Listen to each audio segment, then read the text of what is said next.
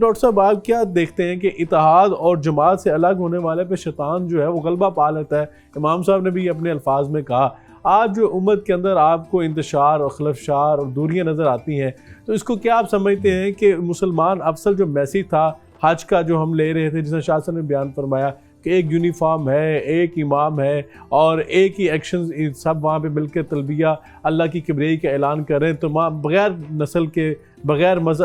میں سمجھتا ہوں کہ رنگت کے، بغیر زبانوں کی تفریق کے، وہاں پہ سب اکٹھے ہو کے ایک مسلم امت کے طور پر سامنے نظر آ رہے تھے۔ تو آج کیا ہم دیکھتے ہیں جب اپنے گھروں میں واپس آتے ہیں، اپنے وطنوں میں واپس آتے ہیں، اپنے ملکوں میں، تو ہم پھر وہ بکھرے بکھرے نظر آتے ہیں، اپنی جماعتوں میں، اپنے گروہوں میں تقسیم نظر آتے ہیں، تو اس کی کیا وجہ ہے؟ بسم رب محمد کریم علیہ الصلوۃ والتسلیم۔ سب سے پہلے تو یاد آوری کا شکریہ، اور میں یہ سمجھتا ہوں کہ رمضان المبارک اور اس کے بعد پھر حج کا جو موقع ہے یہ ایک ایسا خوبصورت موقع ہے کہ ظاہری طور پہ تو یہ چند ایام پر مشتمل ایک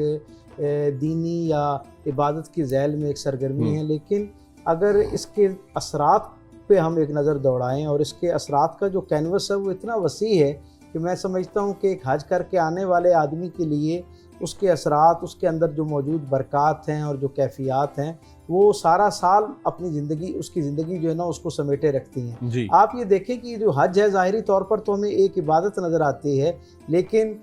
جب ہم اسلام کے عبادات کے نظام پر نظر دوڑاتے ہیں تو تین طرح کی عبادات ہمیں نظر آتی ہیں۔ پہلی عبادت جو ہے وہ روحانی عبادت ہے، دوسرا درجہ جو عبادت کا ہے وہ بدنی ہے، اور تیسرا مالی ہے۔ کیا خوبصورتی ہے اس ایک رکن اسلام کے اندر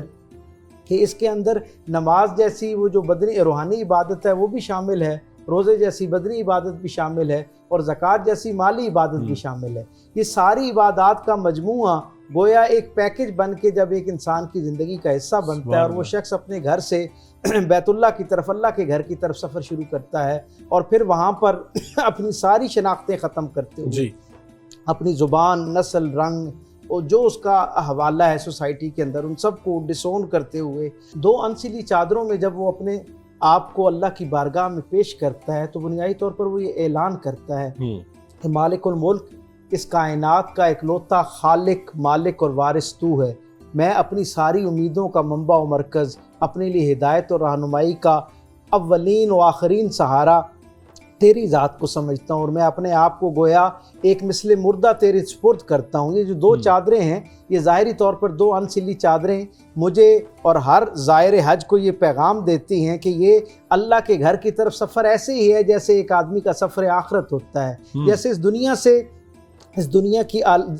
سے سفر کرتے وقت انسان دو چادروں میں جاتا ہے، بالکل اسی طرح حج کے اوپر بھی بندہ اس دنیا کی ساری آلائشیں، نجاستیں جو اس کے ساتھ اس کی زندگی کا، اس کے عمل کا حصہ بن چکی ہوتی ہیں، جو اس کے اور اس کے رب کے درمیان ایک حجاب کے طور پر حائل ہو جاتی ہیں، ان سب سے اپنے آپ کو، اپنی برات کا اعلان کرتے ہوئے ان دو چادروں میں اپنے آپ کو رب کی بارگاہ میں پیش کرتا ہے، اور یہ اعلان کرتا ہے کہ اے میرے پروردگار، تیرا بندہ تیری بارگاہ کے اندر تیری توحید کا اعلان کرتے ہوئے حاضر ہوتا ہے، تو اپنی نگاہ التفات سے مجھے وہ پاکی عطا فرما جس کے بعد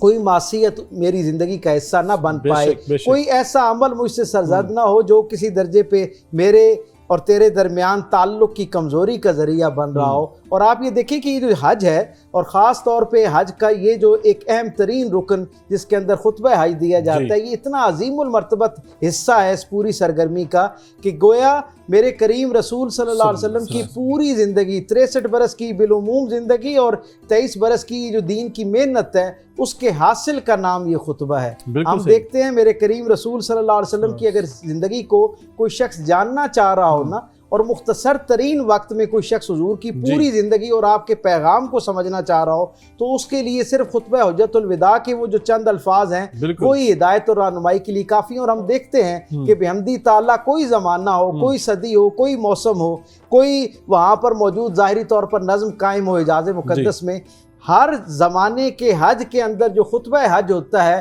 اس میں سے میرے کریم رسول صلی اللہ علیہ وسلم کے خطبہ حجت الوداع کی خوشبو آ رہی ہوتی ہے، اور اسی بنیادی لافانی ابدی سرمدی جو پیغام میرے کریم رسول صلی اللہ علیہ وسلم نے اس مقدس وادی کے اندر اپنے 1.25 لاکھ کے قریب سامعین کو دیا، اصحاب رسول کو دیا، اس کی خوشبو جو ہے وہ ہر زمانے میں اپنے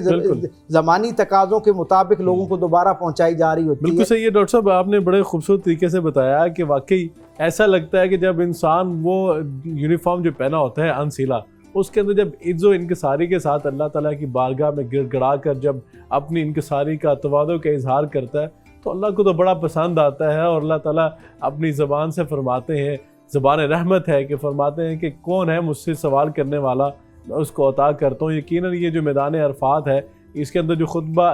حاجی جو ہے وہ سنتے ہیں اور نمازیں ادا کرتے ہیں تو رکن اعظم ہے حج کا، اور یقیناً آج کے دن جو وہاں پہ میسی لے کے جاتے ہیں امت مسلمہ کے لیے دعاؤں کا اہتمام ہوتا ہے، تو یقیناً یہ امت مسلمہ کے لیے تو تجدید عہد کا بھی دن ہے کہ ہم نے اللہ تعالیٰ نے جو ہمارے اوپر دین کو مکمل فرمایا تھا آج کے دن، تو ہم نے دین اسلام کے ساتھ اپنا تعلق کس قدر مضبوط کرنا ہے۔